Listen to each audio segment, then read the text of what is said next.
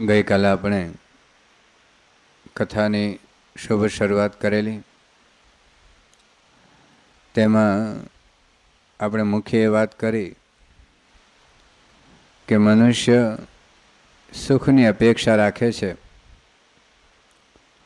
અપેક્ષા રાખે છે એટલું જ નહીં, પરંતુ સુખની ઝંખના કરે છે.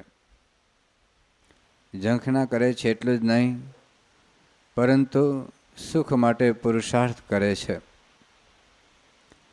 આજ સુધી અનેક પ્રકારના અનેક પ્રયત્નો કર્યા હોવા છતાં મનુષ્યને જે સાચું સુખ, જે શાંતિનો અનુભવ થવો જોઈએ એ થયો નથી. એ એક વાસ્તવિકતા છે.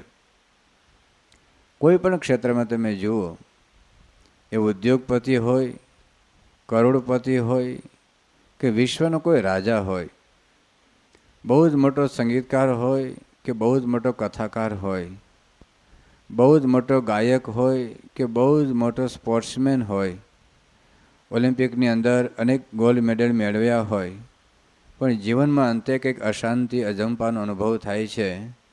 એ સમગ્ર માનવ જાતનો ઇતિહાસ એ આપણી સાક્ષી પૂરે છે. ફ્રાન્સની અંદર એક બોનાપાર્ટ નેપોલિયન થઈ ગયા. એણે એક વાત કરી છે કે I have enough wealth to buy any comfort in the world. I can bring the whole world at my feet, yet I haven't seen 6 happy days in my life. આખા વિશ્વની કોઈ પણ સુવિધા મારે લેવી હોય તો હું લઈ શકું. મેં ગઈકાલે 7.5 કરોડ રૂપિયાની ઘડિયાળની વાત કરી. તમને પહેરવાનું મન થાય પણ લઈ ક્યાંથી શકો? પૈસા જોઈએ ને. 6 લાખના ચશ્મા જોઈને તમને પહેરવાનું મન તો થાય, પણ કેવી રીતે લઈ શકો?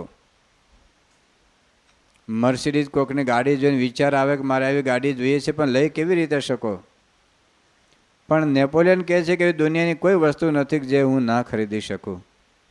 એટલું જ નહીં, આખા જગતને મારા પગ નીચે દબાવી શકું, નમાવી શકું એટલી મારી સત્તા છે.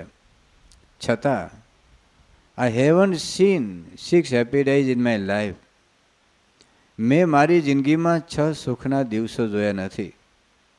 આટલો મોટો સમૃદ્ધ રાજા હતો. બીજી બાજુ આપણા દેશમાં જનક રાજા પણ હતા.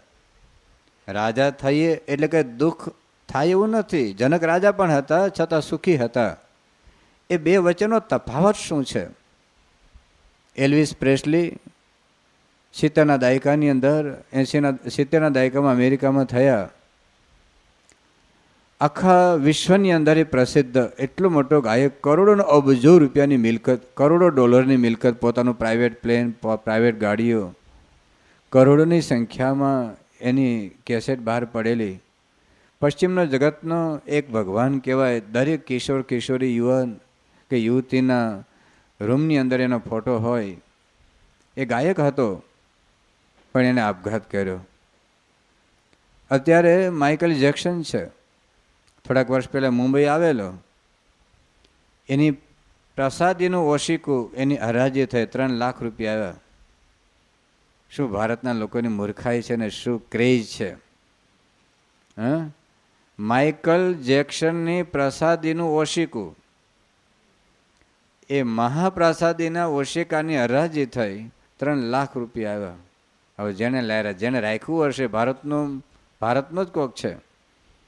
વિચાર કરો. પણ એણે એવું કહ્યું કે હું અમેરિકામાં સૌથી વધુ દુઃખી માણસ છું. પછી એનું વાક્ય બદલ્યું કે ફક્ત અમેરિકામાં નહીં, પણ વિશ્વનો સૌથી દુઃખી માણસ હોય તો હું છું. તમે જુઓ, એ પણ ગાય છે. આપણે ત્યાં નરસિંહ મહેતા ગાતા હતા, મીરાબાઈ ગાતા હતા.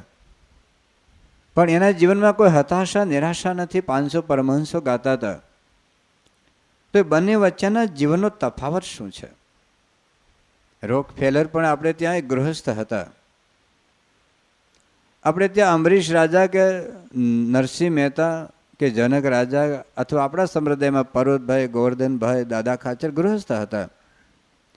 પણ પેલાના જીવનમાં અશાંતિ રહી છે, જ્યારે આ લોકોના જીવનમાં શાંતિ રહી છે. બે વચ્ચેનો તફાવત શું છે? તફાવત એટલો જ છે કે આ લોકોનું મન સ્થિર છે, આ લોકોનું મન રિપેર છે. જેના મનનું રિપેરિંગ થયું છે એવા ભક્તો સંતોના જીવનમાં અખંડ સુખ છે. બીજી બાજુ બાહ્ય ગમે એટલી સમૃદ્ધિ હોય, ગમે એટલી સંપત્તિ હોય, ગમે એટલો વૈભવ હોય, પણ જ્યાં સુધી મનનો બગાડ છે. ગઈકાલે આપણે વાત કરેલી કે પગમાં કાંટો વાગ્યો હોય તો 5,000 રૂપિયાના બૂટ પહેરવાથી મજા નથી આવતી. આંખમાં કણું પડ્યું હોય, લાખો રૂપિયાના બંગલામાં, લાખ રૂપિયાના બેડરૂમની અંદર ઊંઘ નથી આવતી. કિડનીમાં પથરી હોય, કરોડ રૂપિયાની સંપત્તિ આપણને એ વખતે સુખ નથી આપી શકતી. તો અંદરનો બગાડ એ દૂર કરવાનો છે. તો અંદરનો બગાડ કેવી રીતે દૂર થાય? તો બીજા કોઈ સાધનો નથી. જો ભગવાનની વાત સમજાય, ભગવાનનું સ્વરૂપ સમજાય, તો જ આ મનનું રિપેરિંગ થઈ શકે એવું છે. અને એના માટે ભગવાન સ્વામિનારાયણે વાત કરી છે, વચરામૃતનું છે, કાર્યાણુનું 12મું વચરામૃત. ભગવાન સ્વામિનારાયણ કહે છે કે ગમે તેવો કામી હોય, ગમે તેવો ક્રોધી હોય, ગમે તેવો લોભી લંપટ જેવો જીવ હોય, પણ જ્યાં ભગવાનની જે કથા વાર્તા છે તે આસ્તિક બુદ્ધિ રાખીને, પ્રીતિ રાખીને, વિશ્વાસ રાખીને જો સાંભળે તો એના કામ ક્રોધાદિક સ્વભાવ ટળી જાય.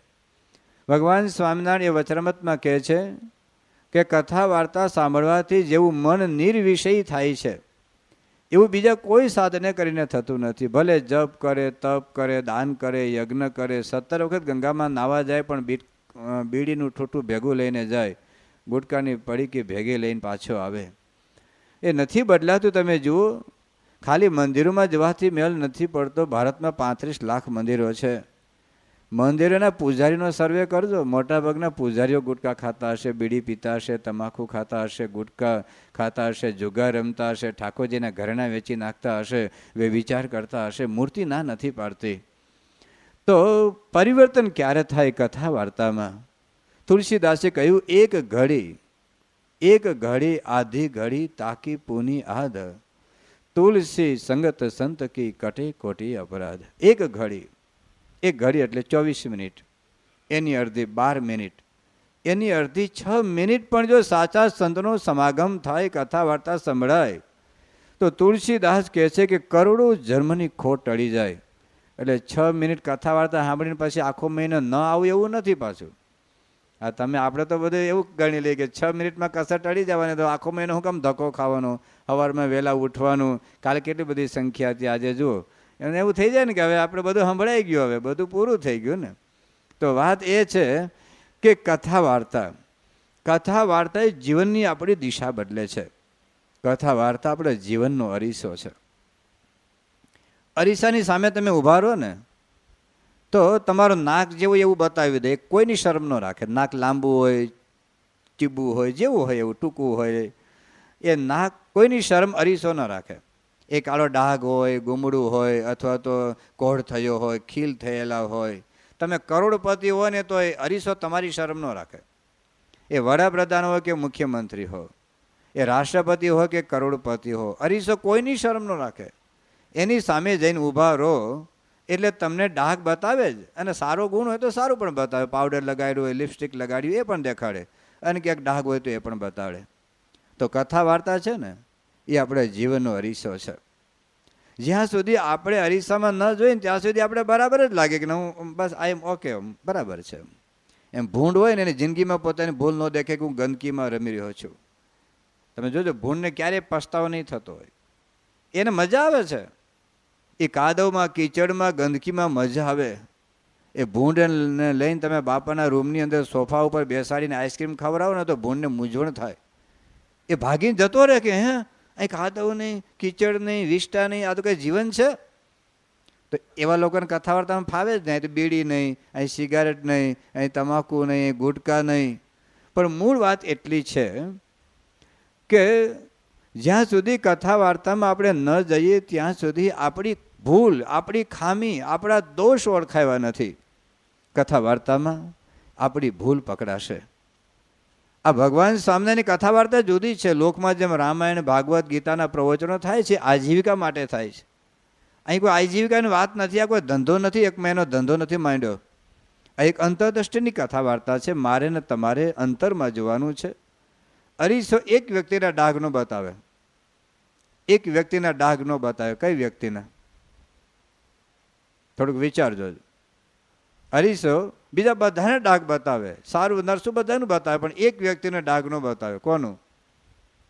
આંખો મીચીને ઊભો હોય એનું. અરીસાને સામે તમે આંખો મીચીને ઊભા રહો તો ડાઘ ન બતાવે. તો જોવું પડે. એમ કથા વાર્તા સાંભળ્યા પછી જોવું પડે કે મારા ઘરમાં ઝઘડો થાય છે એનું કારણ કોણ? મારા પત્ની કે હું, મારા પિતા કે હું, મારો ભાઈ કે હું. સત્સંગમાં મને ખોટું લાગ્યું તો એનું કારણ હું છું કે સત્સંગ છે? તો કથા વાર્તા જો અંતરદ્રષ્ટિ કરીએ, પાછી વૃત્તિ વાળીએ, તો કથા વાર્તા આપણી ખામી બતાવી, આપણી ખોટ બતાવે. એ સારું છે.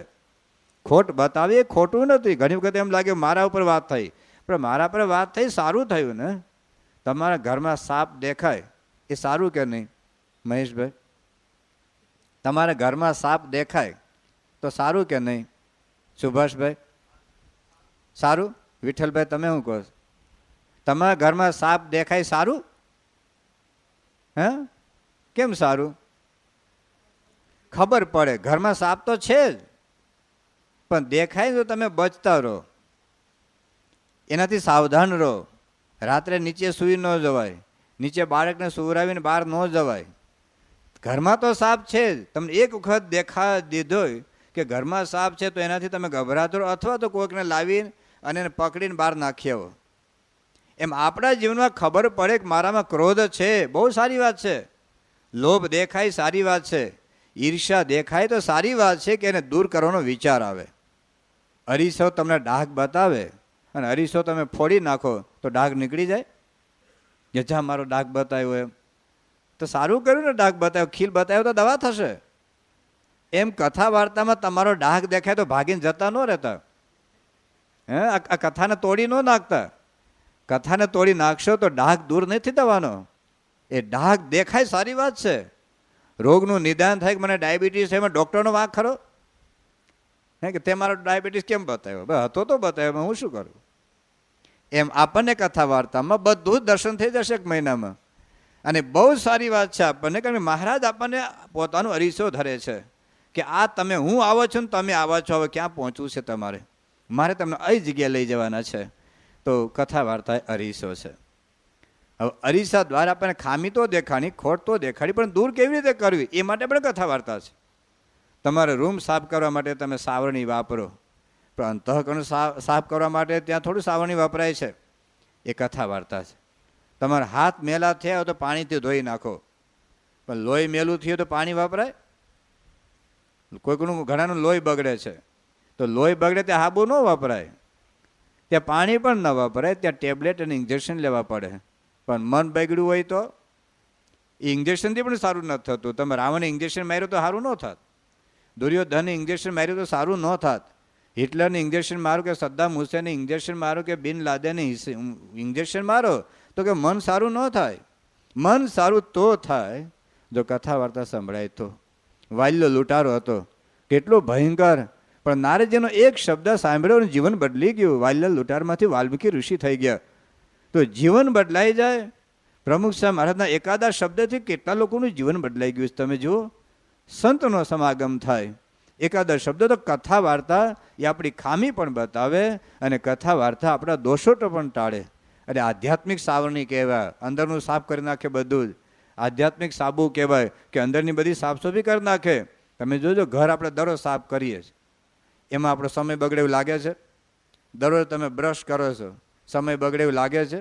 દરરોજ તમે સ્નાન કરો છો, સમય બગડે એવું લાગે છે? ઘણા બધા કાઠિયાવાડમાં હજુ પણ મહિને એકવાર નથી નાતા, અને તમે એક દિવસ ન નાવ તો કેવું લાગે કે આમ ચેન ન પડે. પણ એક દિવસ કથા વાર્તા ન સંભળાય તો ચેન ન પડવું જોઈએ. હા, આપણે એક દિવસ ચા ન પીધી હોય ને કે એમ લાગે કે જિંદગીમાં કંઈક ગયું એમ. ચાના જે અઠંગ વ્યસની હોય ને, એક દિવસ ચા ન પીધી હોય તો એમ જિંદગીમાં ગુમાવ્યું કંઈક લાગે. અને 6 મહિના સુધી કથા વાર્તા ન સાંભળી હોય ને તો કંઈ નુકસાન નથી જતું લાગતું. 6 મહિના સુધી કથા વાર્તા સાંભળવા ન બેઠો હોય તો એને કંઈ, કારણ કે આત્માનો ખોરાક લાગ્યો નથી. તો કથા વાર્તા આત્માનો ખોરાક છે. આમાંના ઘણા બધા હરિભક્તોને એક અનુભવ થયો હશે કે તમે ક્યારેક સારંગપુર આવ્યા હો, ક્યારેક ગોંડલ ગયા હો, ક્યારેક ગઢડા ગયા હો, બોચાસણ ગયા હો, અને કોઈક વખત જમવાની વ્યવસ્થા ન થઈ હોય, કોઈક વખત ચા પાણી નાસ્તાની વ્યવસ્થા ન થઈ હોય અને ઘણાને ખોટું લાગ્યું હશે. કદાચ અહીં તો બધે તમે નડિયાદના બધા કથા વાર્તા નહીં શકી છે, સમજવું છે એટલે કદાચ ખોટું નહીં લાગ્યું હોય, પણ સંપ્રદાયના ઘણા બધા હરિભક્તોની આ ફરિયાદ આવી છે. સ્વામી બાપા સુધી પત્રો ગયા છે, ફરિયાદ ગઈ છે કે અમે સારંગપુરમાં, ગોંડલમાં, ગઢડા ગયા, જમવાની વ્યવસ્થા થઈ નહીં. તમારા સંતો શું કરે છે ત્યાં અમે ધર્માદો આપીએ છીએ, માસિક ધર્માદો આપીએ છીએ, વર્ષે 1000 રૂપિયાની સેવા કરીએ છીએ, ફગવા સારંગપુર આપવા જઈએ છીએ, અને છતાં અમારી કોઈ જમવાની વ્યવસ્થા થતી નથી. ઘણાને ખોટું લાગ્યું છે. શ્રીજી મહારાજથી માંડીને આજ સુધી, પણ શ્રીજી મહારાજથી માંડીને આજ સુધી એવો કોઈ હરિભક્ત નથી જેને એવું ખોટું લાગ્યું હોય કે સ્વામી હું સારંગપુરમાં ગયો હતો પણ મને કોઈ કથા વાર્તા ન સંભળાવી. એક પણ પ્રસંગ નથી હો હજુ સુધીના ઇતિહાસમાં કે હું ગોંડલ ગયો કે સ્વામી ત્યાં સંતો શું કરે છે મને કોઈ કથા વાર્તા સંભળાવી નહીં. હાશ થાય કે હે કથા પૂરી થઈ ગઈ, સારું થયું, લો ચા પી લઈએ. આમ કથા કઈ હોય એ નુકસાન નથી લાગતું, કારણ કે કથા વાર્તા એ આત્માનો ખોરાક નથી. તમે કદાચ શાસ્ત્રી મહારાજના આપેલા 5 નિર્જળા ઉપવાસ કરો ને, આમ ટાટિયા ઢીલા થઈ જાવ સાંજે, તો આમ બધા નકુચા બધા છે ને, બધા આમ ટું ટું બોલવા માટે બધા એક દિવસમાં ઢીલા ઢબ થઈ જઈએ છીએ. પણ કથા વાર્તા જો આત્માનો ખોરાક મનાય ને, આજે પ્રમુખ સ્વામી મહારાજને અખંડ ઉત્સાહ કેમ છે? તમે જેમ ચા પીને જેમ કરંટ આવે છે ને, ઘણા બીડી પીને કરંટ આવે, તો પ્રમુખ સ્વામી મહારાજને કથા વાર્તાનો અખંડ કરંટ છે. અને એટલે 80-81 વર્ષની ઉંમરે પણ સ્વામીશ્રીનો ઉત્સાહ મન પડતો નથી, એની ભક્તિ મન પડતી નથી, અખંડ આનંદ કેમ ઓછો થતો નથી? કારણ કે કથા વાર્તાનો ટોનિક લીધા કરે છે અખંડ. એ કથા વાર્તાનો જો ટોનિક આપણા જીવનમાં આવે તો ગમે તેવા સંજોગોમાં, ગમે તેવી પરિસ્થિતિની અંદર આપણને સુખ શાંતિ, એની શક્તિ રહ્યા કરે. આપણને સવારમાં એક ચા પી જોઈએ ને તો બપોર સુધી કરંટ રહે. બોલો, બપોર થોડુંક જમી લીધું હોય ને તો સાંજ સુધી કરંટ રહે. સાંજે થોડુંક ભલે જેટલું હોય એટલું, શીરો જેટલો વધ્યો હોય એટલો, પણ એટલું ખાઈ લીધું હોય ને, કારણ કે કાલે તો 500 માણસની રસોઈ બનાવી હતી ને 1100 માણસો જઈમાં, એટલે તાત્કાલિક તો કેટલુંક બને, પછી અમારે ભંડારી કરે શું, પણ કંઈ વાંધો નહીં. પણ તોય આપણે થોડુંક ખાઈ લીધું હોય ને, થોડોક ટેકો મળી ગયો હોય ને, તોય પણ એનો કરંટ રહ્યા કરે. એમ કથા વાર્તા થોડીક તો થોડીક પણ સાંભળી લીધી હોય ને તો એનો કરંટ, એની શક્તિ એ આપણને રહ્યા કરે. તો કથા વાર્તા એ શક્તિ છે, કથા વાર્તા એ ટોનિક છે, કથા વાર્તા એ આપણા સ્વભાવો દોષો ટાળવાની મિસાઇલ છે. પહેલાં મિસાઇલ એ દુશ્મનો આપણને બહુ નથી નડતા. આમાંથી જેને કાશ્મીરના આતંકવાદીઓ નડતા હોય આંગળી વાંચી કરો છે. કોઈને બિન લાદેન નથી નડતો. કોઈને નડે છે અહીંયા કોઈ ત્રાસવાદી નથી નડતા, પણ ત્રાસવાદી અંદર બેઠા છે. આ કામ ને ક્રોધ ને લોભ ને ઈર્ષા ને રાગ ને દ્વેષ ને અહમ ને મમત્વ અને આ ભયંકર આતંકવાદીઓ છે, આ ભયંકર ત્રાસવાદીઓ છે. એ જ આપણને નુકસાન કરે છે, એ જ આપણને હેરાન કરે છે. આમાંથી જેને જેલમાં જવાની ઈચ્છા હોય આંગળી ઊંચી કરો જોઈએ. જેને જેલમાં જવાની ઈચ્છા, મને બહુ ઈચ્છા થાય, જેલમાં આટો મારવા નહીં હોય પણ મળવા નહીં. આ તો કે મારે કોઈક જેલમાં છે મળવા જવું છે નહીં. જેને જેલમાં જવું આંગળી ઊંચી કરો જોઈએ. ચાલો, અથવા ચાલો તમારો જ કંઈ વાંધો નહીં, પણ જેની ઈચ્છા હોય મારો દીકરો કે દીકરી જેલમાં જાય તો મને શાંતિ થાય, એવા કેટલા છે? મારી અંતરની ઝંખના છે કે મારો દીકરો 5 વર્ષ જેલમાં જીવ્યો તો સારું. એમ કોઈની ઈચ્છા છે? છતાં પૃથ્વી ઉપરની હજારો જેલમાં, લાખો માણસો જેલમાં કેમ ગયા? કરોડો માણસો જેલમાં કેમ ગયા? અને મા બાપની ઈચ્છા નહોતી કે મારો દીકરો કે દીકરી જેલમાં જાય. એ પોતાની ઈચ્છા નહોતી કે મારો હું જેલમાં જાઉં. છતાં વિશ્વની હજારો જેલમાં, કરોડો માણસો જેલમાં કેમ ગયા? ગયા કારણ કે સ્વભાવ. તમે એક પ્રસંગ સાંભળ્યો હશે ઘણી વખત. મુંબઈની અંદર ગૌતમભાઈ છે, અત્યારે જેલમાં છે. હવે એને લગ્ન કરેલા. લગ્ન કરે એમાં અમને વાંધો નથી, ઘણા કરે જ છે ને. લગ્ન કરે એટલે પત્ની તો ઘેર આવે, એમાં અમને શું વાંધો? હવે એને કઢી બનાવી, એમાં અમને કંઈ તકલીફ નથી. અમે પણ કઢી મંદિરમાં ખાઈએ છીએ. હવે એને કઢી ભાવી ગયેલી, એમાંય અમને વાંધો નથી. કઢી ઘણા કઢી ભાવે, ઘણાને મરચું ભાવે, ઘણાને રોટલો ભાવે, ઘણાને ભાવે. કઢી ભાવી ગઈ એટલે પતિને વખાણ કરે તો સારું કહેવાય ને, બીજે દિવસે સારી બનાવે. વખાણ કરે અમે વાંધો નહોતો કે આવી કઢી મારી મમ્મીએ બનાવી દીધી નથી, મારી ભાભી, મારી બેન, મારી જિંદગીમાં આવી કઢી નથી બનાવી, તો સારી કઢી સરસ શીખીને લાવી ઘેરથી. એટલે એ રાજી થાય કે સારું કે મારા હસબન્ડ મારા વખાણ કરે છે. પછી ત્યાં સુધી તો વાંધો નહોતો, પણ કે આ કઢી તો સાંજ માટે રાખી મૂકજે. હવે એમાંય વાંધો નહોતો, કારણ કે મોંઘવારીમાં કઢી નાખી દેવી અને કરતાં સાંજે ગરમ કરીને ખાઈ લે. અમેરિકામાં તો 15 દિવસ સુધી ગરમ કરેલી કઢી ખાય, તો કે એમાંય વાંધો નહોતો. હવે ગૌતમભાઈ દુકાને ગયા, પણ કઢીનું ભજન કર્યા કરો, અખંડ ભજન. આવી કઢી જિંદગીમાં ખાધી નથી. અદ્ભુત. અદ્ભુત. આવી કઢી મેં જિંદગીમાં ખાધી નથી. બસ ઘેરે જાઓ, કઢી ગરમ કરાવો, બાજરાનો રોટલો ગરમ કરાવીશ, ગોળ હશે અને મરચું શેકાવીશ. બસ આવી કઢી જિંદગીમાં ખાધી નથી. એ કઢીનું ભજન કરતાં કરતાં અડધો કલાક દુકાન વહેલી બંધ કરી દીધી અને ઘેર ગયા અને આમ ઘરમાં પગ મૂકીને અને પત્નીને કીધું કે સાવિત્રી પેલી બપોરવાળી કઢી ગરમ કર. હવે એ સાવિત્રી બેન કઢી ખાઈ ગયેલા. હવે 2 જણા હોય એટલે મોટું તપેલું જ ના હોય, એટલી નાની તપેલી બનાવે. ખબર અમે ઘણી વખત આમ અહીં તો વાંધો નહીં, પણ મોટા શહેરમાં જમવા જાય ને તો હવે એટલી તપેલી કઢી બનાવે. પછી સંતોને કે સ્વામી જમજો, હું ખાવું, તમારે ઘરે રાખવું કે નહીં તમારી પાછળ. એટલે 2 જણાની કઢી બનાવી હોય તો આટલી કઢી બનાવી હોય એટલે પેલા પત્ની ખાઈ ગયેલા. નાની ટાંકી ફાટી. ટાંકી એવી ફાટી તો મુંબઈના પરેલ વિસ્તારમાં 3જા માળે રહેતા હતા. એના પત્નીને નીચે નાખ્યા, ઓમ શ્રી કૃષ્ણાય નમઃ.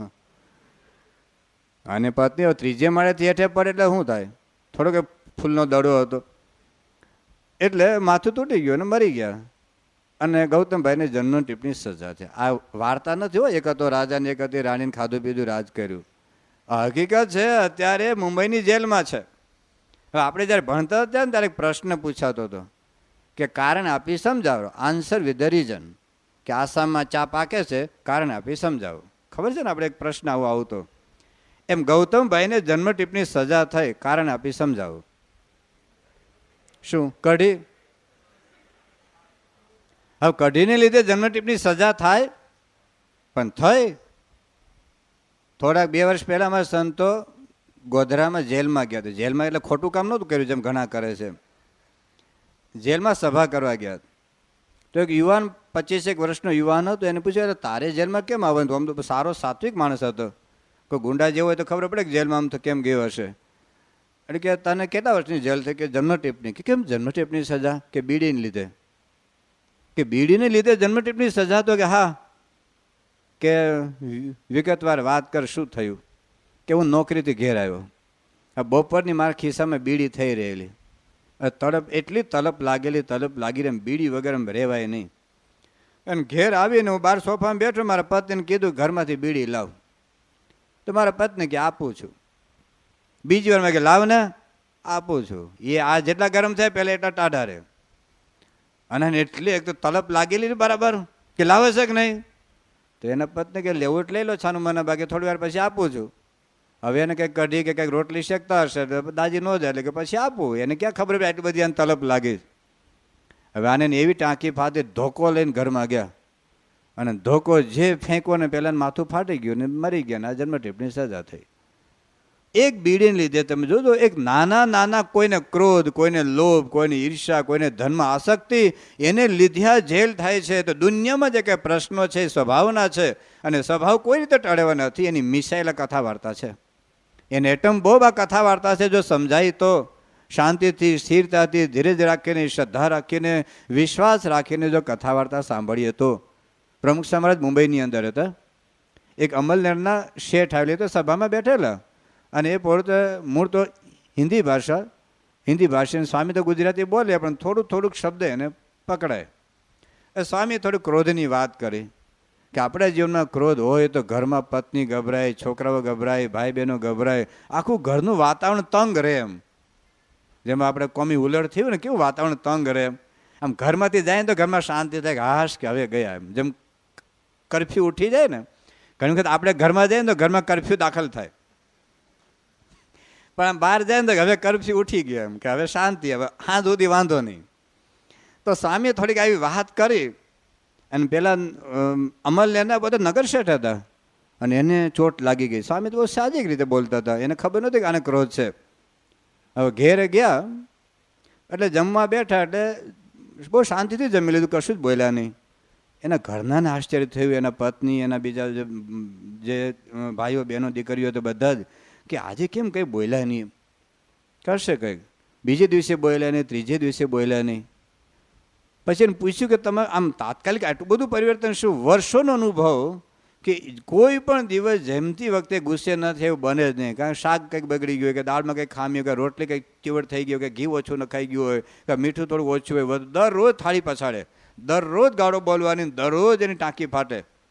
પણ એને થયું કે હું પ્રમુખ સાહેબની સભામાં ગયો હતો, મને લાગ્યું કે સારું ક્રોધ તો આખા ઘરને તંગ કરે છે. મને વિચાર આવ્યો કે મારે ક્રોધ ત્યાગ કરવો દેવો જોઈએ, અને એ ક્ષણે એને ક્રોધ મૂકી દીધો તો ઘરમાં શાંતિ થઈ ગઈ.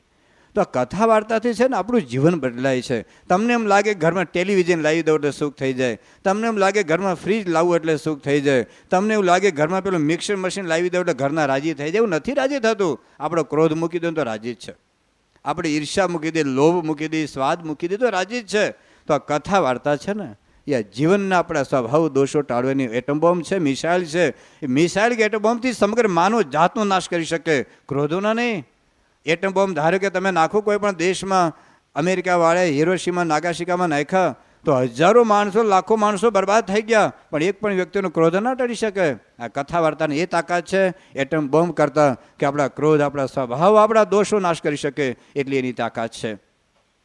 બીજી વાત કરીએ ને તો કથા વાર્તા છે એ પેઇન કિલર ટેબ્લેટ છે. પેઇન કિલર ટેબ્લેટ તમને ખબર હશે કે ક્યારેક આપણે દુખાવો થાય, માથું દુખે, પેટમાં દુખે, કેડ દુખે, પગ દુખે, આ ખભો દુખે, તો એ વખતે આપણે પેઇન કિલર ટેબ્લેટ લઈએ છીએ. ટેબ્લેટ લઈએ એટલે અડધો કલાકમાં લગભગ આપણે રાહત થઈ જાય છે, એવો આપણો અનુભવ છે. તો જિંદગીમાં ઘણી વખત સત્સંગમાં ખોટું લાગે, ઘરમાં ખોટું લાગે, કંઈક બાપ ન બોલવાનું બોલી જાય, દીકરો ન બોલવાનું બોલી જાય, ભાઈ ન બોલવાનું બોલી જાય, બેન ન બોલવાનું બોલી જાય, સત્સંગી કાર્યકર્તાઓ ન બોલવાનું બોલી જાય, અને એવી ટાંકી ફાટે, એવી ટાંકી ફાટે કે સત્સંગ મૂકીને જતા, કંઠી મૂકીને જતા, લે તારી ચૂંદડી, લે તારી હાડી, નીકળી ગયા.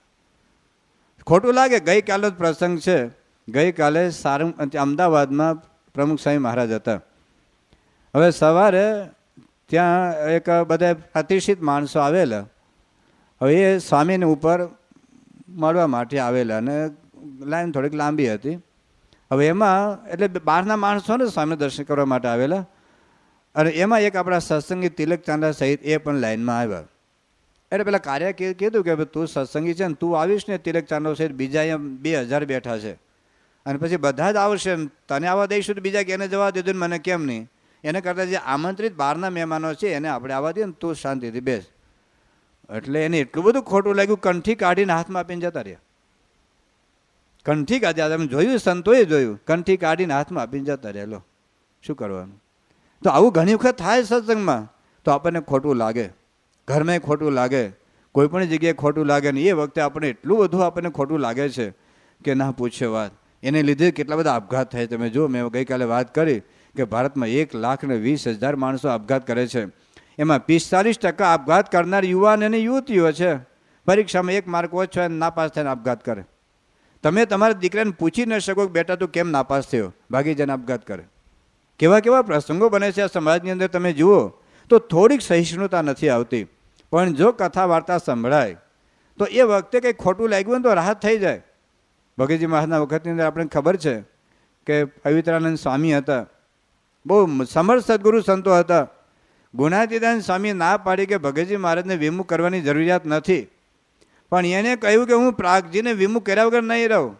તો આચાર્ય ઉપર કોનું પ્રભુત્વ હતું? ગુણાતીતાનંદ સ્વામી કરતાં પ્રભુત્વ પવિત્રાનંદ સ્વામીનું હતું. એટલી એની વ્યવહારિક મોટપ હતી, અને બધાને ભેગા કરીને કાવા દાવા કરીને પ્રાગજી ભગતને વિમુખ કર્યા. હવે એ પવિત્રાનંદ સ્વામી આણંદમાં આવ્યા, અને ત્યાં સાંજે આરતી પછી આપણે પેલી સ્વામિનારાયણ ધૂન બોલીએ ને, તો એ પોતે નર નારાયણ ધૂન બોલે. તો અમારા જેવા કોઈ જુવાનિયા સંતો હશે ને એ સ્વામિનારાયણ બોલે. એટલે પેલા ડોહા તો ગુસ્સે તો ભાન નથી પડતી, આપણે નર નારાયણ રિવાજ છે. એટલે કોઈક જુવાન સંત બોલ્યા કે ઊંટ મરે ને તો એને મોઢું મારવાડ તરફ હોય. ઊંટ મરે, કારણ કે ઊંટ મૂળ મારવાડ દેશના. એમ પવિત્રાનંદ સ્વામી મૂળ અમદાવાદ ગાદીના, અને અમદાવાદ ગાદીનામાંથી ત્યાં તો નર નારાયણ થાય કે ડોહો થયો તો હજી નર નારાયણ મૂકતો નથી, સ્વામિનારાયણ બોલ ને. હવે આને એટલું બધું ખોટું લાગ્યું, એટલું બધું ખોટું લાગ્યું, એને તાવ આવી ગયો. અને કે આચાર્ય મહારાજની હાજરીમાં મારું આટલું બધું અપમાન, અને આચાર્ય મહારાજ કંઈ બોલ્યા નહીં. અને આખામાં એટલી બળતરા ઉપડી, એટલી બળતરા ઉપડી, તરત ત્યાં વડતાલ ભાગી ગયા. અને વડતાલ ભાગી ગયા ને ઊંઘ આવે નહીં, પડખા ફરે. એના શિષ્યને કીધું કોઈ વાતો કરનાર છે કે? હા. કે કોણ? કે જેને તમે વિમુખ કર્યા તે છે. કે પ્રાગજી? તો હા. કે બોલાવે એને. અને પ્રાગજી ભગતે બોલાવ્યા. અને 1.5-2 કલાક સુધી પંચારાનું ત્રીજું વચન સમજાવીને પેઇન કિલર ટેબ્લેટ એવી આપી દીધી ને તો રાહત થઈ ગઈ કે હાશ હવે વાંધો નહીં. તો સત્સંગમાં તો ઘણાને ખોટું લાગે, પણ એ વખતે જો કથા વાર્તા સાંભળે ને તો થોડીક એને રાહત થઈ જાય કે ના બરાબર કંઈ વાંધો નહીં, પાછા સત્સંગમાં આવતા થઈ જાય. એમ ઘરમાં ઘણી વખત આપણે ઝઘડા કુટુંબ ક્લેશ થાય, પણ કથા વાર્તા સાંભળી લીધી હોય ને તો આપણને જીવનમાં રાહત થઈ જાય. તો કથા વાર્તા પેઇન કિલર ટેબ્લેટ છે. એના કરતાં જો વધારે આગળ જવું હોય ને તો કથા વાર્તા એ એનેસ્થેસિયા છે. હવે તમે સમજી શકશો કે પેઇન કિલર ટેબ્લેટ અને એનેસ્થેસિયામાં તફાવત શું છે. કે પેઇન કિલર ટેબ્લેટ એ દુખાવા પછી લેવામાં આવે અને એનેસ્થેસિયા દુખાવા પહેલાં લેવામાં આવે. ઓપરેશન કરીએ એની પહેલાં એનેસ્થેસિયા લેવામાં આવે. સ્વામી બાપાનું બાયપાસ સર્જરી કરાવ્યું, 5.5 કલાક ચાલ્યું, પણ એનેસ્થેસિયા પહેલાં લેવામાં આવે. તો જો એનેસ્થેસિયા લઈ લીધો હોય ને તો પછી છાતી ચીરી નાખે તોય ખબર ન પડે. બાકી બાજુમાં કોઈક ટાંકણી મારે ને આમ લગાવી દે બરાબર, ભલે કથા સાંભળતા હોય તોય. હવે એને બદલે તમે 5 કલાક છાતી ચીરી નાખો છો, ખબર નથી પડતી.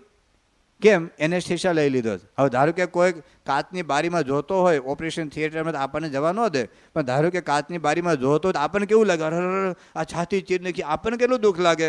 પણ એને તો દુઃખ લાગતું જ નથી, બરાબર ને?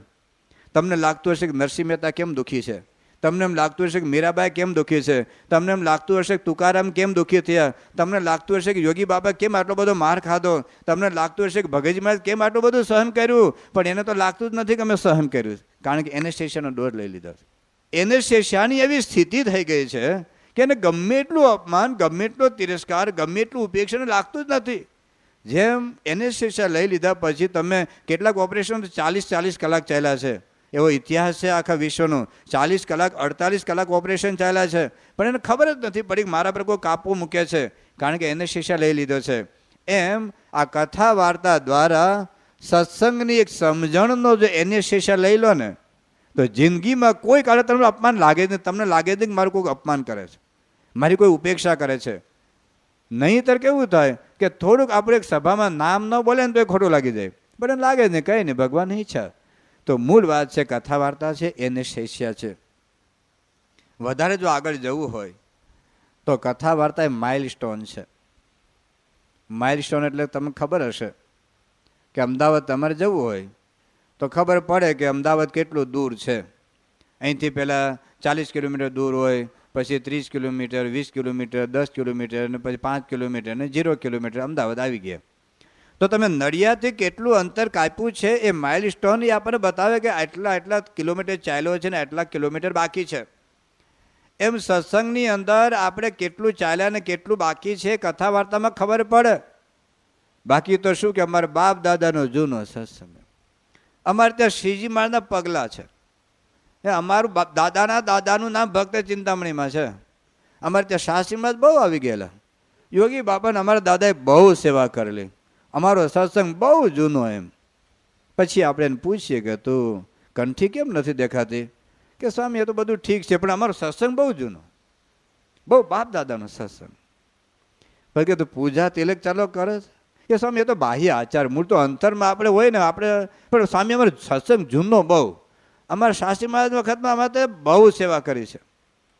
પછી અઠવાડિયે સભામાં જાય છે કે સ્વામી ટાઈમ જ ક્યાં મળે, હાજે આવીએ થોડુંક ટીવી 1-2 કલાક જોઈએ ને પછી સુઈ જઈએ, પણ અમારો સત્સંગ બહુ જૂનો, બાપ દાદાનો સત્સંગ બહુ, અમારે તો વડવાએ બહુ સેવા કરી છે. ભક્ત ચિંતામણી તમે આ પ્રકરણ વાંચ્યું છે, એમાં મારા દાદાનું આ નામ છે.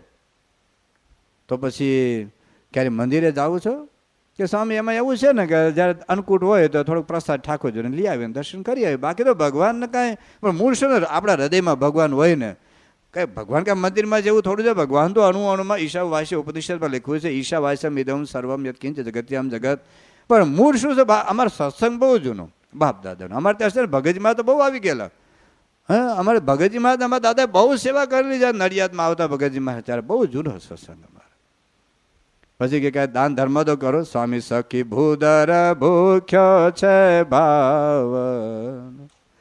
ભગવાન તો ભાવના ભીખા છે, એને કંઈ સોનાના સિંહાસનમાં એને ક્યાં જરૂરિયાત છે. આ તો આપણી ભક્તિ છે. એ પુષ્પમ પત્રમ ફલમ તો એમ ગીતામાં ભગવાને કહ્યું છે. તો ભગવાનને કાંઈ જરૂરિયાત નથી. આ તો ઠીક છે આપણો ભાવ, પણ આમાં સત્સંગ બહુ જૂનો પાકો, આમાં વડવાનો સત્સંગ છે. હવે નથી કંઠી, નથી તિલક ચાંદલો, નથી પૂજા, નથી માળા, નથી ઘર સભા, નથી કઈ વ્યક્તિગત પૂજા કરતો, નથી મંદિરે જતો, નથી સંત સમાગમ કરતો, નથી ધર્માદો આપતો, શાનો સત્સંગ એકો. અને તો એનો વર્ટ એવો હોય ને કે આમાં જુદો સત્સંગ. એક ભાઈ એક ડૉક્ટરને ત્યાં ગયા, એનો દીકરો બીમાર હતો, એટલે ડૉક્ટરનું બોર્ડ લગાવ્યું. એટલે ડૉક્ટર રમેશભાઈ પટેલ કે જે હોય તે બોર્ડ જોયું એટલે દીકરાને લઈને અંદર હોસ્પિટલમાં ગયા. હવે કોઈ દર્દી દેખાતા નહોતા, કોઈ ડૉક્ટર દેખાતા નહીં, કે કદાચ ઘરમાં નાનું, આપણે ઇન્ડિયામાં તો બધું ચાલે, અંદર ઘરમાં નાનું દવાખાનું હોય કે અંદર હશે. પછી ભાઈ બહાર આવ્યો કે તમે ડૉક્ટર છો? કે હા હું ડૉક્ટર છું. એટલે છે જ આમ પરિચય તો પૂછે કે સાહેબ આપ હું ભણેલા છો? ના ભણ્યો તો નથી પણ આમ તોય ડૉક્ટર છું. અને તું ભણ્યો નથી ને ડૉક્ટર છું તો શું કરવા બેઠો છે? એટલે કદાચ એને પૂછ્યું હશે, કદાચ આમ કમ્પાઉન્ડરની પ્રેક્ટિસ કરી હોય ને તો કદાચ આપણે ભારતમાં તો એ ચાલે. અમેરિકામાં તો MBBS નથી ડાળિયા ઉપજતા ત્યાં, પણ ભારતમાં હાલે બધું. RMB ડૉક્ટર હોય છે ને બધા. એટલે કે તે કંઈ પ્રેક્ટિસ કે ના એવું કંઈ છે ને, પણ તો એમ તોય ડૉક્ટર છું. તો કે ત્યાં કે આમ ઇન્જેક્શન માર્યું છે? ના હાથમાં પકડ્યું જ નથી ને. કે દવાને કંઈ ખબર પડે કે ના એવું કંઈ છે ને, પણ તોય ડૉક્ટર છું. હવે નથી ભણ્યો, નથી પ્રેક્ટિસ કરી, નથી કોઈ રોગની ખબર, નથી ઇન્જેક્શન પકડ્યું, નથી કોઈ દવા જ ખબર, તોય ડૉક્ટર શાનો? કે મારા બાપ ડૉક્ટર છે ને એટલે. તારા બાપ વાણિયો હોય ને તો વાણિયો કહેવાય, બરાબર ને?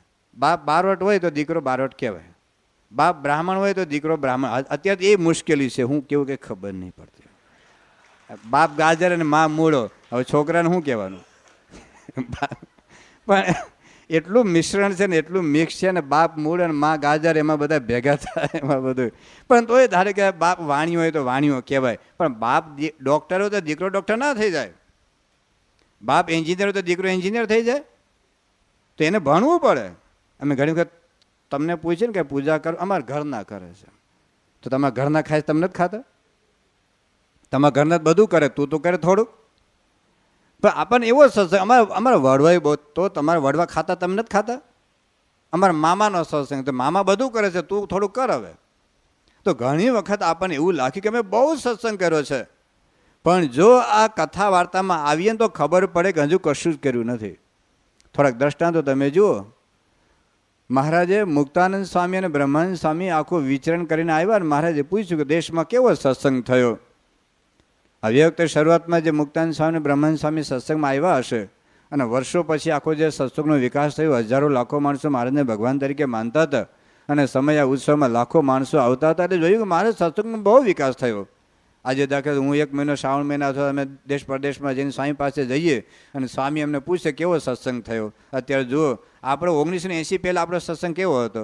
1980 પહેલાં, અને 81, 85, 92, 95 જે ઉત્સવો થયા, કેટલો વ્યાપ વધ્યો. એ વખતે સંતો કેટલાક થોડાક હતા, હરિભક્તો થોડાક, મંડળ થોડા, મંદિરો થોડા, અને પ્રમુખ સાહેબ મહારાજે જે આટલા વર્ષોમાં જે વ્યાપ વધાર્યો, કેટલા ભવ્ય હતી ભવ્ય અને દિવ્ય હતી દિવ્ય મંદિરો, કેવા સમયા ઉત્સવો, કેટલું રાહત કરી બધી રીતે. અત્યારે BAPS સંસ્થા એટલે વિશ્વવ્યાપી એ નામ આજે પ્રખ્યાત થયું છે. તો આપણે કંઈક સ્વામી બહુ સત્સંગ થયો. મારે કે બરાબર, પણ તમે સત્સંગી કેવા? કોને પૂછે છે સુભાષભાઈ? બ્રહ્માંડ સ્વામી મુક્ત મને નથી પૂછતા. મારું તો જરાય ઠેકાણું ન હોય. આ તો મુક્તાનંદ સ્વામીની વાત કરે છે. કેવા મુક્તાનંદ સ્વામી હતા કે જે બ્રહ્મચર્ય પાળી ન શકાય તો જીવનનો અર્થ શું છે? આપઘાત કરવા માટે તૈયાર થયેલા. એ મુક્તાનંદ સ્વામી મહારાજ કરતાં 22-23 વર્ષે મોટા હતા, અને 19 વર્ષનો નવયુવાન કિશોરની આજ્ઞામાં એ મુક્તાનંદ સ્વામી રહ્યા. 108 પ્રકરણમાંથી પસાર થયા. બ્રહ્માનંદ સ્વામી કેવા જબરજસ્ત બુદ્ધિશાળી વિદ્વાન. એ વખતે 5 કરોડ રૂપિયાની મિલકત હતી. એવો પ્રતિભા સંપન્ન વ્યક્તિ બ્રહ્માનંદ સ્વામી. અને મહારાજે ટાટ નહોતું આપ્યું. એક વેત, ખબર છે ને પ્રસંગ આખો? એક વેત ટાટ, ટેરીકોટનું કાપડ ન હોય, ખાલી કંતાન. અને હું કામ મોજ શોખ માટે નહીં, શરીર ઢાંકવા માટે, કે મહારાજ ઉઘાડું રહેશે કે અમે ક્યાં કે તમે જાડા બનાવજો. હવે પાતળું કરો, પણ હવે એક દિવસમાં પાતળું કેમનું થાય? ગમે એટલા વ્રત કરે તોય અમારા સ્વામી તો એક દિવસમાં ન થાય ને ભાઈ. ઘણા વર્ષ તો પણ ગમે તેમ થાય, પણ અમારો નિયમ એ નિયમ. તો જોવા માંડ્યા બધી જગ્યાએ કે મહારાજ નખ જેટલી પૃથ્વીમાં બીજો ભગવાન નથી, તો નહીં તો તમને છોડીને જતો રહે. હવે આપણે તો ચાના કપમાં સત્સંગ છોડી દઈએ. બોલો, એક ચાના કપમાં કેટલા ચાના કપની તાકાત, કેટલી તાકાત, બોલો. પણ આવા બ્રહ્માનંદ સ્વામી, આવા મુક્તાનંદ સ્વામીને કહે છે મહારાજ કે તમે કેવા સત્સંગી? તો આપણે કહીએ મહારાજ અમે તો ટ્રસ્ટી કહેવાય, અમે તો આટલા વર્ષથી સંતોને જમાડીએ, આટલા વર્ષથી ફગવા આપવા જઈએ, આટલા વર્ષથી કથા વાર્તા કરીએ, અમે તો પાકા સત્સંગી. મહારાજે કહ્યું કે મુક્તાનંદ સ્વામી, બ્રહ્માનંદ સ્વામી, તમે જો ખરેખર સત્સંગી હો તો કહો અમે ક્યાંથી આવ્યા છીએ ને ક્યાં જઈએ છીએ. મહારાજે એનું કંઈક બાપા જેમ કાર્યક્રમ પૂછે એમ કે કાર્યક્રમ નહોતા પૂછતા કે હવે અમદાવાદથી અમે આટલાદરા જવાના છીએ. મને મુક્તાનંદ સ્વામી, બ્રહ્માનંદ સ્વામી પ્રામાણિક હતા. મહારાજ એ અમને ખબર નથી. શ્રીજી મહારાજ કહ્યું કે અમારા ખરેખર સત્સંગી તો પર્વતભાઈ ને ગોરધનભાઈ છે. કોને કહે છે? મુક્તાનંદ સ્વામી અને બ્રહ્માનંદ સ્વામી. એક કોણ હતા? ત્યાગી હતા. પર્વતભાઈ ગોરધનભાઈ કોણ હતા? ગ્રહસ્થ. તો મહારાજે શું કે ખરેખર સત્સંગી કોણ? પર્વતભાઈ અને ગોરધનભાઈ. એ ગ્રહસ્થ હતા ને. તમને શું થાય કે અમે સંતો કરતા અધિક છો જ.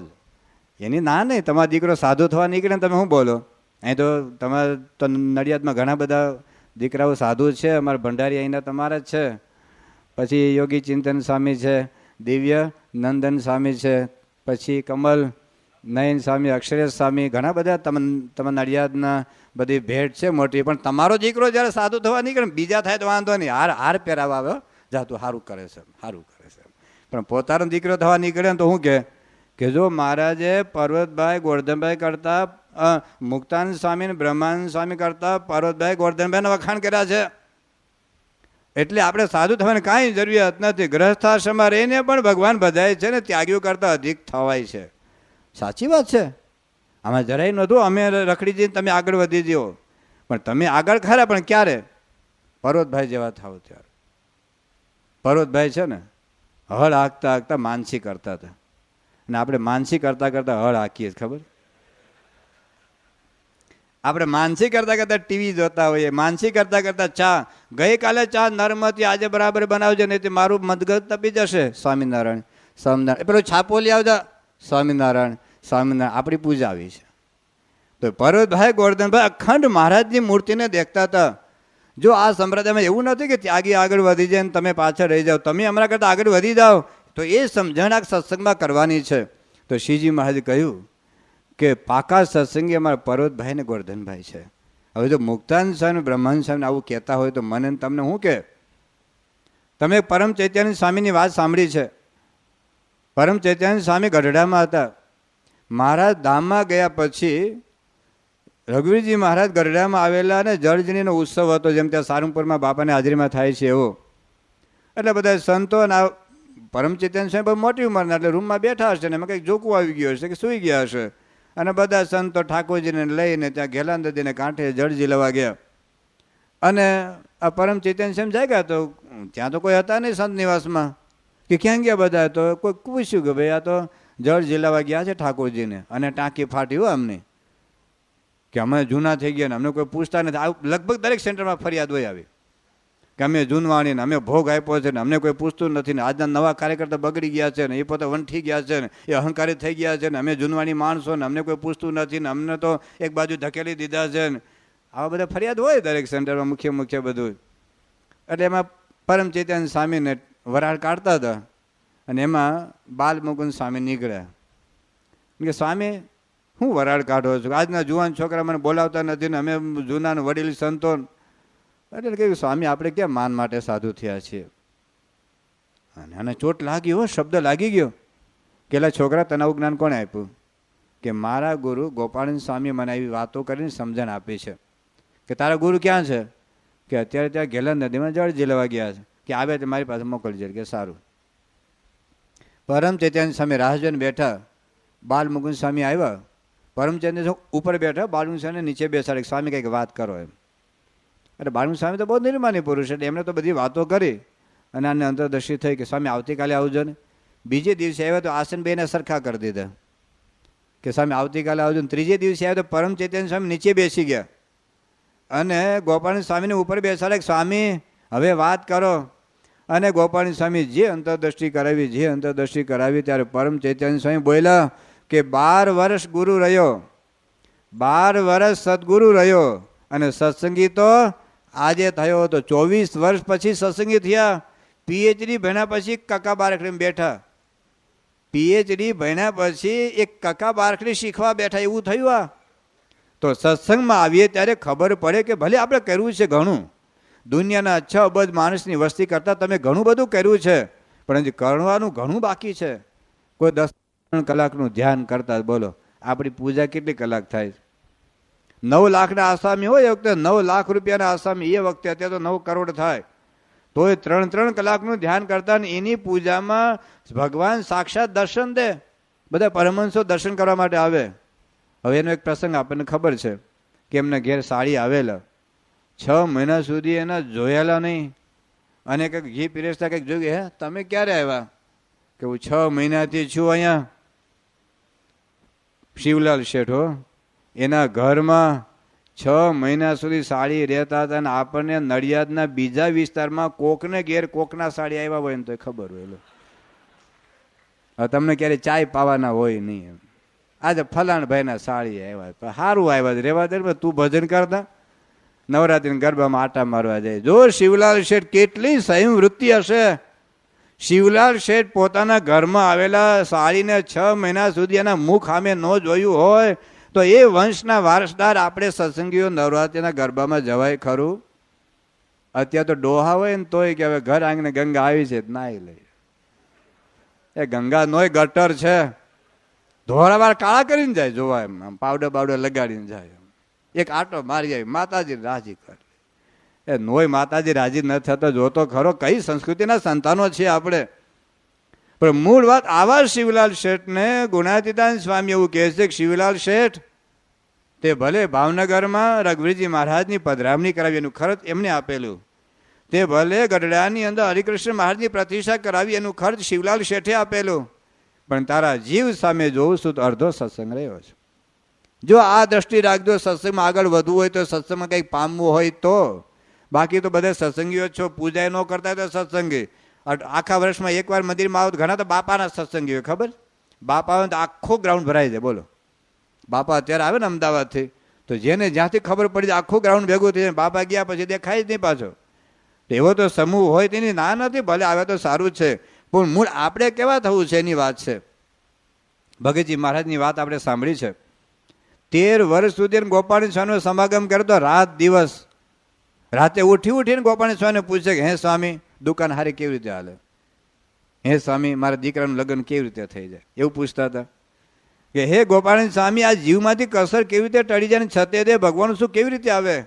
એવા પ્રશ્નો રાતે ઉઠીને ગોપાણી સ્વામીને પૂછતા હતા ભગતજી મહારાજ. 9 વર્ષ સુધી જુનાગઢમાં ગુણાતીતાનંદ સ્વામી સેવાને સમાગમ કર્યા.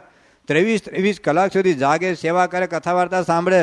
3.5 વર્ષ સુધી 1 કલાક સુતા છે ભગતજી મહારાજ, અને એ ખાલી આમ બેઠા હો, એટલી સેવા, એટલી કથા વાર્તા. અને 23 વર્ષ પછી ગુણાતીતાનંદ સ્વામી કહ્યું કે પ્રાગજી માગ, તારા પર બહુ પ્રસન્ન થયો છું, શું જોઈએ છે માગ? ભગતજી મહારાજ કીધું કે મારે કાંઈ જોઈતું નથી. ગુણાતીતાનંદ સ્વામી કહ્યું કે એમ ના માનીશ કે સાધુ તને કંઈ નહીં આપે? આ સાધુને કહ્યું શ્રીજી મહારાજ કરે છે માટે તું માગ, જે માગ તે આપું. ભગતજી મહારાજ કહ્યું સ્વામી મારે કાંઈ જોઈતું નથી.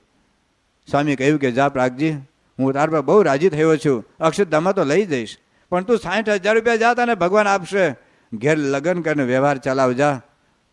ભગતજી મહારાજ શું કીધું કે સ્વામી આટલા વર્ષોથી કથા વાર્તા સાંભળું છું, પણ આ જગતમાં ક્યાંય સુખ છે એવું મેં સાંભળ્યું નથી.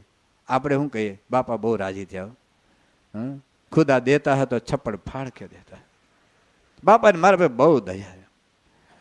આપણે તો એક હરિભક્તે બાપાને કહ્યું કે બાપા તમે જો ભગતજી મહારાજ ઉપર જેમ ગુણાતીતાનંદ સ્વામી કીધું કે પ્રાગજી માગ, તું જે માગ તે આપું, એમ જો તમે અમને એમ કહો ને કે તું માગ, તો અમે પણ ભગતજી મહારાજ જેવું જ માગીએ. તો સ્વામી કહે પહેલાં ભગતજી મહારાજ જેવી સાધના કરો, પછી અમે તમને કહીએ કે તું હવે માગે. એમ સાધના કરવી નથી, ટીવી જોવા છે, પૂજા કરવી નથી, અઠવાડિક સભામાં આવવું નથી, ઘર સભા કરવી નથી, બાપા રાજી રહેજો તો રાજી જ છે, જાઓ ને. પણ એ ગુણાતીતાનંદ સ્વામી કીધું કે તું માગ. ભગતજી મહારાજ કીધું કે સ્વામી મને એટલું આપો મારો જીવ સત્સંગી થાય. જોજો 23 વર્ષ પછી ભગતજી મહારાજ કહે છે ગુટકા નહોતા ખાતા, બીડી નહોતા જો પીતા, ટીવી નહોતા જોતા, શુદ્ધ નિયમ ધર્મ પાળનારા ભગતજી મહારાજ 23 વર્ષ પછી કહે છે કે મારો જીવ સત્સંગી થાય. એ સત્સંગ કયો ને આ મારો સત્સંગ કયો ને તમારો સત્સંગ કયો? આ વિચારવાની જરૂરિયાત છે. પહેલા ધોરણમાં ભણતો એ વિદ્યાર્થીને શું કહેવાય? વિદ્યાર્થી કહેવાય કે સ્કૂટર કહેવાય? શું કહેવાય? પહેલા ધોરણમાં ભણનારને શું કહેવાય? વિદ્યાર્થી. 5મા ધોરણ ભણનારને શું કહેવાય? 10મા ધોરણ ભણનારને, કોલેજમાં ભણનારને, પીએચડીમાં ભણનારને વિદ્યાર્થી જ કહેવાય બધાય.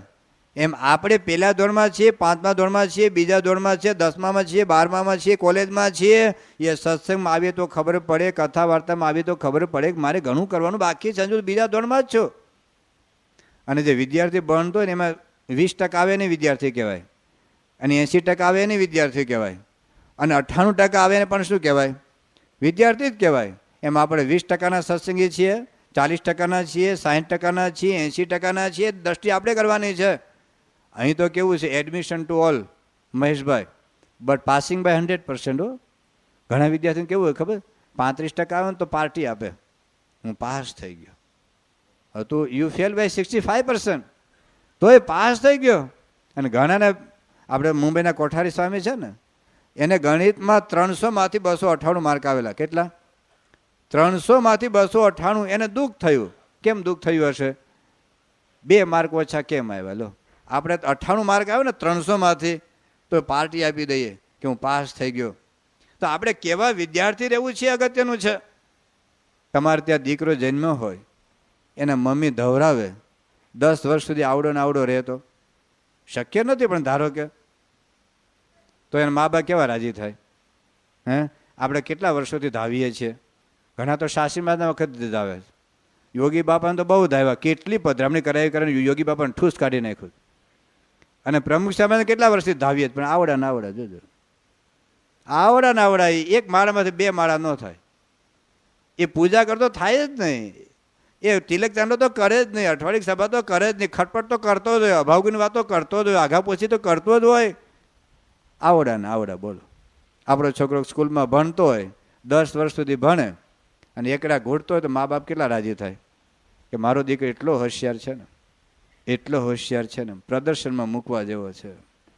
10 વર્ષથી એકડા ઘૂંટે છે, તો આપણા બાપ શ્રીજીમાં પ્રમુખ સમાજ કેટલા રાજી થાય? અરે 20 વર્ષથી આટા મારે સત્સંગમાં, હજી કંઈ ક્રોધ તો ઓછો થયો જ નથી. ઘેર તો બૈરાને મારે જ છે, છોકરાને ઝઘડે જ છે. જરાય ક્રોધ ઓછો નથી થયો, લોભ ઓછો નથી. કરે છે શું આ સત્સંગમાં? તમારા ઘેર તમે આંબાનો છોડ વાવ્યો હોય, 5 વર્ષ સુધી કે 10 વર્ષ સુધી પાણી પાવ અને આવડો ને આવડો રહે, તો ઉખેડી ન નાખી આવીએ તો સારું છે. પ્રમુખ સમાજ મને તમે ઉખેડી નાખી આવતા નથી. આટલા કેટલું પાણી પાય છે, કેટલું ખાતર નાખે છે, કેટલી દવા છાંટે છે, તો આવડા ને આવડા. એમ તો એ મહારાજ કહે છે કે જો આપણે કથા વાર્તામાં આવીએ તો ખબર પડે કે આપણે કેટલા આગળ વધ્યા અને કેટલા આગળ વધવાનું છે. દુનિયાના માણસો કરતાં આપણે ઘણા આગળ છીએ કે ભગવાનની વાત કંઈક સમજાણી છે, આવા સત્પુરુષ કંઈક ઓળખાયા છે, મંદિરમાં કંઈક આપણે આવીએ છીએ, દાન ધર્મ તો કંઈક આપણે દઈએ છીએ, સંતોને રસોઈ આપીએ છીએ, સંતોની પધરામણી કરાવીએ, એટલું પૂરતું નથી. એના કરતાં અનંત ઘણું બાકી છે. એક વખત શાસ્ત્રીજી મહારાજને ગુલજારીલાલ નંદાએ પ્રશ્ન પૂછ્યો કે સ્વામી, મને આપની 100% નિષ્ઠા છે. ભગવાન સ્વામિનારાયણ છો ને, આપ મોક્ષનું દ્વાર છો, આપના સિવાય મને ક્યાંય વૃત્તિ કે દ્રષ્ટિ નથી. હું આપની આજ્ઞા 100% પાડું. તમે ગુલજારીલાલ નંદાએ જે નિયમ ધર્મની દ્રઢતા હતી, જિંદગીના છેલ્લા શ્વાસ સુધી એ ચેષ્ટા બોલ્યા છે, શાસ્ત્રી મહારાજની ચેષ્ટા બોલવાની આજ્ઞા કરેલી અને શિક્ષાપત્રી વાંચવાની માળા ફેરવાની આજ્ઞા કરેલી. એક જ્યારે બીજા દેશમાં ગયેલા ને, ત્યાં તાત્કાલિક એને શરદી કંઈક રોગ બહુ વિચિત્ર થયેલો, અને ત્યાંના ડૉક્ટર કીધું દારૂ પીવું જ પડશે, નહીં તો તમે મરી જશો. કે ભલે હું મરી જાઉં પણ દારૂ નહીં પીવું, મારા ગુરુની આજ્ઞા નથી. આટલા દેશ અને પરદેશમાં એક વખતના આપણે ત્યાં ભારતના 2 વખત કાર્યકારી પદ વડાપ્રધાન થઈ ગયેલા, મિનિસ્ટર હતા, છતાં ગુલજારીલાલ નંદાએ એના નિયમ ધર્મ બહુ પાકા રહેલા. એટલે શાસ્ત્રી મહારાજે કહ્યું કે સ્વામી, મને આજ્ઞા ઉપાસના મારા જીવનમાં 2 દ્રઢ છે, તો હવે મારે કંઈ કરવાનું રહ્યું નથી ને. તો શાસ્ત્રી મહારાજ શું બોલ્યા ખબર છે? કે 1,00,000 મણ રૂનો ઢગલો હોય, 1,00,000 મણ રૂના ઢગલામાં એક પાશેર રૂ જુદું લઈ લો.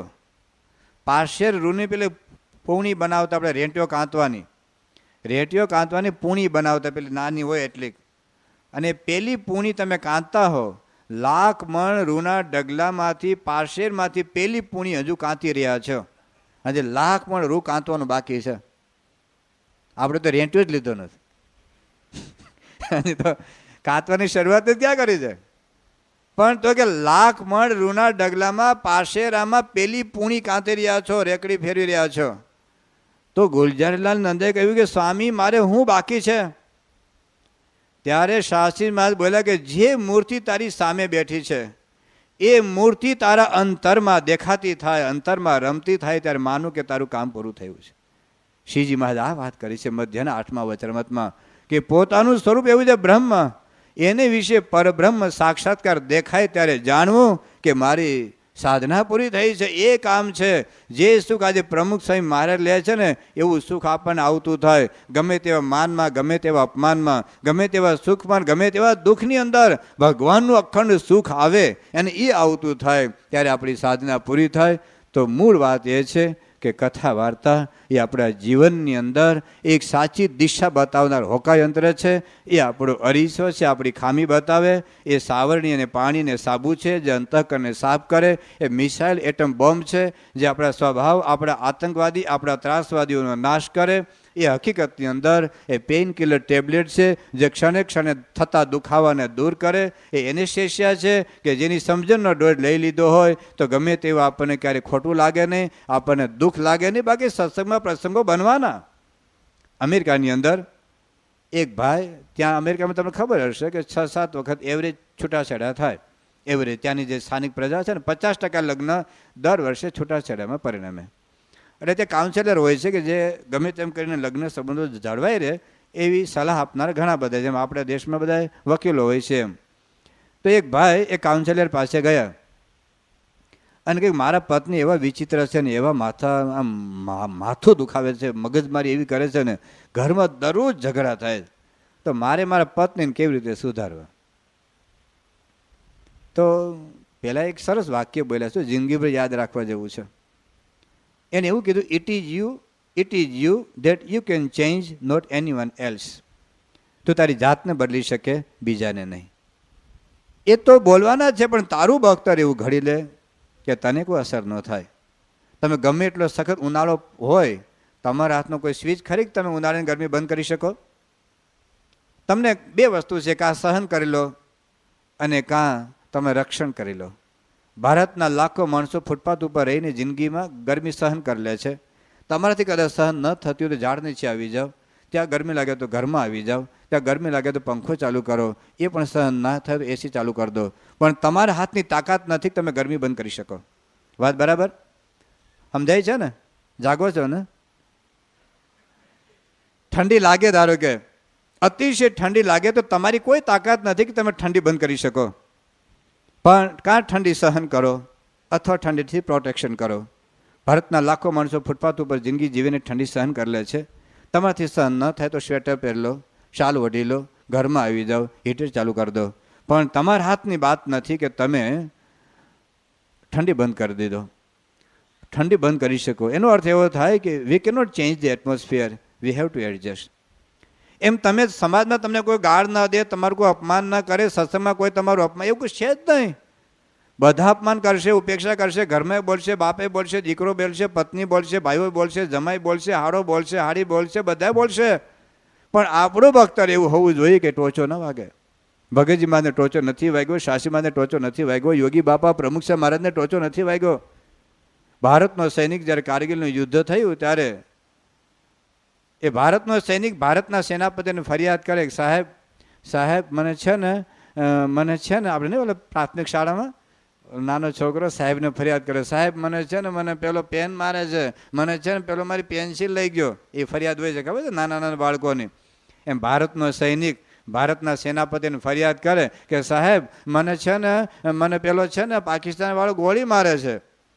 હા તો આઈસ્ક્રીમ ખાવા ગયો ત્યાં? કારગિલના મેદાન પર કોઈ નવરાત્રિના ગરબા ગોઠવા છે? હા, એ તો તારો મામો થોડો થાય છે. એ તો ગોળી મારવાનો જ છે, પણ તારું રક્ષણ, તારી તાલીમ એવી હોવી જોઈએ કે તને કોઈ દુશ્મની ગોળી ન લાગે. એમ સત્સંગમાં તમારું કોઈ અપમાન ના કરી ભૂલી જજો. શ્રીજી મહારાજનું અપમાન થયું છે, ગુણાતીતાન સ્વામીનું, ભગતજી મહારાજનું, શાસ્ત્રીમાં યોગી બાપાનું, પ્રમુખ સ્વામીનું કેટલું ભયંકર અપમાન થયું છે. પણ કોઈ દિવસ સત્સંગમાંથી મોડા પેડ્યા નથી, કારણ કે સમજણનું બખ્તર ઘડી લીધું છે. તો આ સત્સંગમાં આવ્યા પછી આ કથા વાર્તાના શબ્દો દ્વારા એવું એક બખ્તર ઘડાઈ જાય કે જેથી એવો એક ઇનિશિએશનનો ડોઝ લઈ લો કે ગમે ત્યારે જિંદગીમાં કોઈ કાળે આપણને પ્રશ્નો ન થાય. દુઃખોના ડુંગરો તૂટે, કદી આખું જગત રૂઠે, ગુરુજી નહીં ભૂલું તમને. આવી એક સમજણની દ્રઢતા એ આ સત્સંગના શબ્દોથી થાય છે.